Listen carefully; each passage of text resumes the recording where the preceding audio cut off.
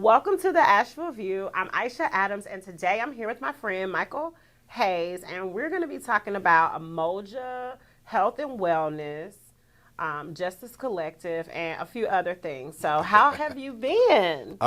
Busy but good. I'm so glad to hear that, and glad to see you. It's been such a long time since we've been able to get together. And glad to be here at Umoja. Tell me what's happening here. Oh man, it's a lot of good work going on. The purpose of Umoja was always about creating community through connection and culture, like building a resilient community, giving our community an opportunity to see what healing can possibly look like. It started out at my house. We had a few meetings at my house, and it grew so big from the meetings that we ended up at Jubilee Church. We were so grateful for them letting us use the space for a couple of months while we were looking for a space. And we were able to get a space, so we are able to continue on with the mission of like really letting our community know that healing is possible. And with healing being possible, then the opportunity to switch our way of thinking to like taking substances and doing like these what we call abnormal cultural behaviors, you know what I mean, to really, really start focusing on, okay, I'm healing, now let me start feeling, so then I can start building. And we want to do it collectively, so, yeah. Yeah, so how long did it take you from inception to now? Like, how long have you been running, and what services do you offer? From inception, the idea came to me in 2017. And then I had a nephew that passed. He took his own life. Mm-hmm. And before he passed, we had a conversation because he saw that, I was going through my healing process, right? Mm-hmm. I went to prison for the last time in 2016, did 18 months. And that's when I really started understanding what healing looked like. That's when I understood that I've been traumatized, and I never got to talk about it because our community is so hush-hush. It's like, don't talk about it, pray about it. Mm-hmm. What goes on in this house stays in this house. Mm-hmm. Those abnormal culture behaviors. Mm-hmm. And so during my whole prison sentence, it was just like me trying to find out about me. Mm-hmm. Those things that hindered me. Mm-hmm. The healing started, I got out. My nephew got to see me. I went home to Winston-Salem to visit. He got to see me going through my healing process, and he was like, yo, Uncle Michael, man, what's up, man? Like, what you doing, man? Like, you looking good, man. It's like, yo, bro, I'm healing. So we had a conversation, and, he was going to come and, like, rock with me for a few, and then he ended up committing suicide. But it was from having conversations with his brother, Johnny, who was, like, really letting me know that, man, there is some trauma that's going on that we don't talk about. And it made me, my brothers and my sisters understand that our children don't understand what we went through because we felt like we had to protect them. And then, of course, the Hayes men, our thing is like, Hayes boys don't cry. So we're always, the tough guys, and that's not really what it is. We have to really break generational curses by having these conversations. So that's when it really hit me like, okay, we're going to do this work. So it was during his funeral that I did my first healing circle with my family, came back and started doing it at home. And then it took me about a year really to get a building, to get space where we can, safe enough spaces where our people could come in and we can start really having these conversations. So we've been up and running since for about 2 years now. And the services that we do, everything that we do is through a cultural line, trauma responsive, resiliency focused lens. Everybody that works through us is a peer support specialist. So we do substance use and mental health work, but it's all through the lens of understanding what trauma looks like and that we can all be resilient. We all have, just the same way we had this generational trauma, man, we got generational resiliency as well. So us being able to recognize that and put that on the forefront, then we're able to have these hard conversations. And the crazy part about it is, and we had this conversation one time at Green Opportunities where it was like, if people get an opportunity just to feel like they've been heard, then that starts to open up the doors for us to have like deeper conversations, deeper connections, so that they can start seeing the greatness in themselves. My father used to say this, God rest his soul. He used to say that, no one can empower anybody. So when he created the empowerment program and the enrichment program, it wasn't for us to empower anybody. Everybody already have the empowerment within them. So that's all we want to do, man, is get people to this point of healing through all our services and them starting that, empowering themselves. So we do mental health work. We have a curriculum called the HOPE curriculum, which is healing our personal experiences, Then we have one for healing our past experiences, which is really for communities, for so-called marginalized communities. I have to throw the quotes up there because, But those are really for, communities who have suffered some. But then we also have another curriculum, a HOPE curriculum, which is healing our privileged experiences, which is really for organizations that operate under what we call this white supremacy culture lens, right? Who, you develop these rules and these regulations, and you think that you have to abide by those, when really no, because really it's all about connection, compassion, empathy. So all our programs, we try to bring people in. So with our Foundations for Healing, Rebuilding for Healing, that's through a contract with the Department of Health and Human Services. We have partnerships with From the Ashes with Heather and Ashley Tolbert, a therapist like me with Dr. Noel Armstrong, Clinician of Color Movement, which was created by Philip Cooper. We have partnerships with Beth Ivy, who is a counselor. She does healing work through the arts, right? We have Cassandra Ingram, who is a mental health professional. She does the Rebuilding for Healing, but she also does groups. She works in the school system with our children, and all of this is done through a lens of being culture aligned, trauma responsive, and resiliency focused. That's so exciting. Yeah. I can hear the excitement in your voice. Yeah. Like you're geeking out on it. I can feel it.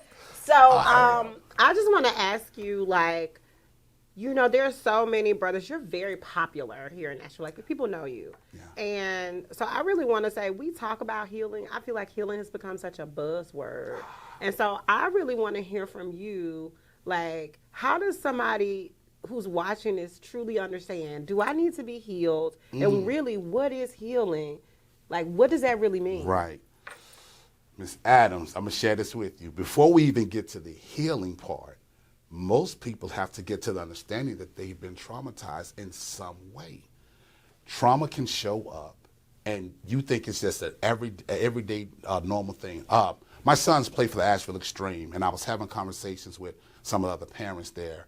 And during the game before us, there was a fight that broke out, right? So it's mostly African Americans, and this fight breaks out, and it's 6U. It's like kids that are 6 years old and under watching their parents, and you see the kids crying, and I'm like, do they even realize that they're traumatizing their children? One of the parents, I won't mention their name, but she said, this is exactly why I moved from where I was moving, because I realized how traumatic it was for my children to see shooting and all of this day after day, and then they start to normalize it. So for most people, they don't know they've been traumatized. So before we even get to the healing part, it's like, how can we get to the point where we stop these dangerous, these dangerous phrases like, okay, don't worry about it, you'll be okay. Oh, don't talk about it, just pray about it. Oh no, this happened in the house, so we don't talk about what goes on in the house. If we start to move away from that and give people an opportunity to start talking about stuff when they go through it, then we can start to alleviate the trauma. But once people realize it, for me, a lot of people didn't know that I was molested at 8. All they saw was Michael Hayes, the dancer, the rapper, playing drums for Hillcrest, doing these plays. I was being creative, using what my God-given creative skills to kind of to put myself out there. But every time I put myself out there, from the time I was 12 until 48 years old, I wore a mask.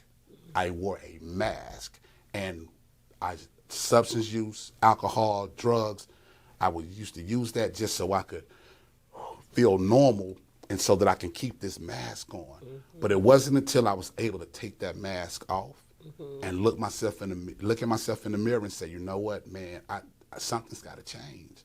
Something's got to change. And this happened in 2016. I got this lady came up, one of the counselors came up from RHA. They gave all 10 of us, it was 10 of us, there's only 10 that can go in these meetings in the jail because it's so small. But if any time you can get from out of that jail cell, you're going to take whatever class they got. But prior to that, man, I prayed. I'm like, man, God, whatever I got to do to change, man, because I need to know what's wrong with me, right? There's something that's wrong with me, and that's what my thinking was, something wrong. So I took what they call the Adverse Childhood Experience Survey. Okay, the ACEs survey. Okay, I'm familiar. Yeah. I took the 10-question survey, and I'm going through, I'm checking yes, because, it asks you to tell the truth. And I already promised I'm going to tell the truth on this journey of me finding out what's wrong with me, right? Right. So I'm checking the boxes. When I get done checking the boxes, I turn it in, and then we finish up, and we go back to our cells. Then my intercom goes off, and they ask me to come back down there. So the counselor says, Michael, you have a perfect 10 on your ACE score, on your ACE test. I'm like, what? I got a perfect 10? I done aced the test? Yeah, that's what she was like. She was like, nah, that's not a good thing. No, babe. No. So she proceeded to tell me, like, Michael, this is probably why you're in and out of prison.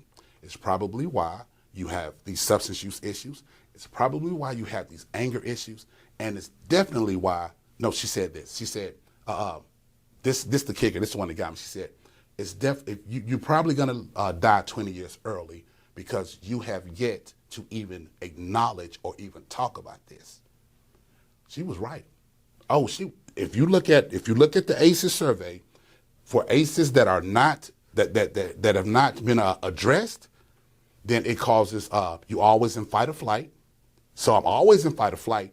So you got that stimulant running through your body consistently. Mm-hmm. So your heart pressure, your blood pressure starts going up. Mm-hmm. Your heart rate is always fast. Mm-hmm. So you're looking at heart disease. You're looking at high blood pressure. You're looking at all these things happening because I'm in constant fight or flight. I don't know what it is not to be in fight or flight because of the trauma that I went through. I've never expressed it. I've never talked about it because, of course, we go through this whole thing where, like, nah, we don't need therapy. We'll talk about that later. But what happened was when she told me that, I saw, now my wife was pregnant. My wife was like 2 months pregnant at this time. Mm-hmm.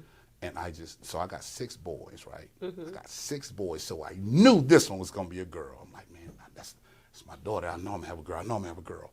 But what happened was, she wasn't even born yet. But when the nurse told me that I'll probably die 20 years earlier than expected, mm-hmm. my whole life, not my life, but my daughter's life flashed in front of me. Didn't know what she was going to look like, anything, but I saw her being born. I saw her graduating from high school. I saw her going to the prom. I saw her going to college. I saw her getting married. I saw her with my grandchildren. And in none of those pictures was I there. I was not in any of them. And that flash that went across my eyes. And I broke down. I'm like, okay, something's got to change. They say, if you knew better, you'll do better, right? That was my wake up. That was me understanding, like, okay, I have to start talking about these things. And so those 18 months, it was me just really going back over my life from 8 years old, even before that, me seeing domestic violence, just all those things that I witnessed that was traumatizing to me. Now, I grew up with 3 brothers and 2 sisters. Their experience, we were living in the same house. They could be totally different. Exactly. Totally different thing that happens, yes. Or how we perceive yes. information. It's all in perception. It's reality when we're talking about trauma. Mm-hmm. So that for me was my wake up. So now what it did do is it gave me the ability to, it gave me the insight to know, like, okay, if I share my story, then it opens up doors for other people to say, you know what, Michael, I've been through the same thing. Because in prison now, you got to understand this. There's a few rules in prison, all right? You won't show yourself to be weak. There's no crying. You know what I'm saying? It's like, okay, you don't talk about any of that stuff. But I had to show my vulnerability. So in front of 32 inmates, because I had to go to a drug and rehab class. In front of 32 inmates, I shared and before you graduate from that class, all right, it's the DART program. Before you graduate, you have to write a 10-page story of either your drug of choice, why you started your drug of choice, mm-hmm. or, just something in that. But I wrote about my trauma, what started me on not just my drug addiction, but everything. And it ended up being 15 pages. But as I'm telling you, so I wrote it. Every page got teardrops on it because I'm like, I'm really pouring out, right? Mm-hmm. Then I read it again, so make sure I got everything right. I cried again. So that it was my 3rd time going word for word in what I wrote mm-hmm. in front of these 32 inmates. Mm-hmm. Some that have been in for like 20 years, 25 years, all right? Wow. So I share my story, and I'm bawling while I'm sharing it, man. I'm talking about mm-hmm. snot bubble crying, like mm-hmm. the brothers passing me tissue, but I'm looking up because I want to catch eye contact with my brothers, and like more than half the room, they crying too, like, I'm about right? to cry. So after I finished, this was the beautiful part though. After I finished, I'm wiping my eyes. One brother stands up. I know he did like 26 years, and he was on what they call a map, like he's working on getting himself out. But he stood up, he was like, Hayes, man, thank you, because that same thing happened to me, him being molested, him not being able to talk about it, and then we start to get angry because we have to submerge all of that anger. Then another one stood up. Then another one stood up. Like out of 32 people, like 17 brothers stood up. Wow. Yeah. So that's when I saw the power of what community healing can look like. That's very moving. And what gave you the courage to do that? That the night before I took that ACEs test, because I kept saying, what's wrong with me? What's wrong with me? And then I started to realize there wasn't nothing wrong with me. It was about what happened to me. The what happened part. That's the part. And and the fact that when she told me that I could die 20 years earlier than expected, I thought about Javion and Hunter, who were just I think they were like 2 and 3 at the time. My wife is pregnant with Michaela, who she happened to be a little girl, and that changed it for me. Then I thought about Taquan, I thought about Javante, I thought about DeMarcus, I thought about Mike, who are my 4 older sons. And I'm like, I thought about their children, and I thought about the things that I have to offer to this world, like, and all this happened like so fast. So it was about the healing journey. Now you ask, how do people get to the healing part?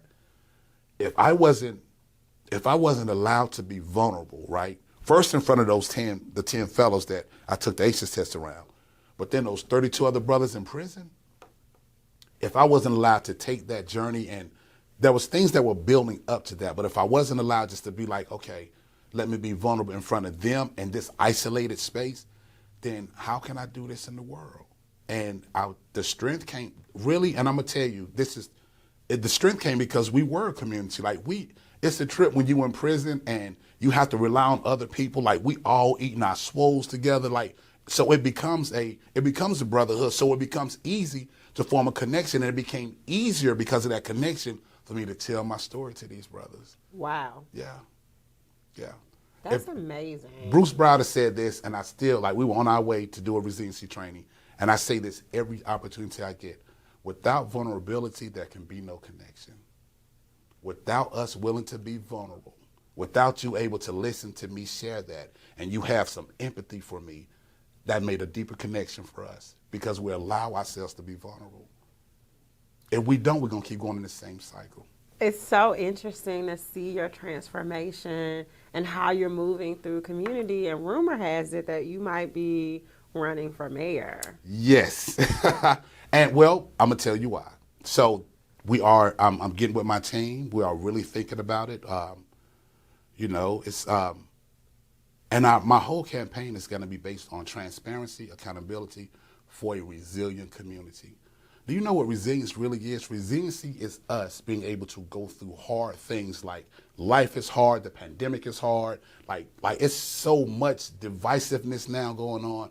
But imagine if we were able just to have real conversations, and we're able to and I'm able to have compassion and empathy for you, to give you room enough to feel heard. Imagine if our communities who are suffering the most through the opportunity gap, I don't want to just put jobs out there, but when racism got deemed a public health crisis, that should be looked at with the same intentionality like ACEs was looked at, because ACEs was deemed a public health crisis. So that's when that's why you hear all these buzzwords like trauma and healing and all of that. But racism needs the same efforts put in, right? So a resilient community is me being able to sit down with other people that are against everything that I stand for, but not making them feel less because you don't believe in what I believe in, giving you room to feel heard so that we can be here online. That's the biggest thing, man. We get all offline. We get mad. We're like, I don't want to hear that. What if we was able to just say, okay, listen, let's breathe. Let's connect. Let's have compassion and empathy for each other so that I can see your points of view. You can see mine, and let's say we can start working on solutions. The reason why we're still working on problems is because everybody got problems. Everybody got problems, but nobody has an opportunity to let their problems be heard. So that's my platform. Accountability, transparency for a resilient community. Well, you heard it from Michael Hayes himself, and I want to thank you for watching the Asheville View. Thank you.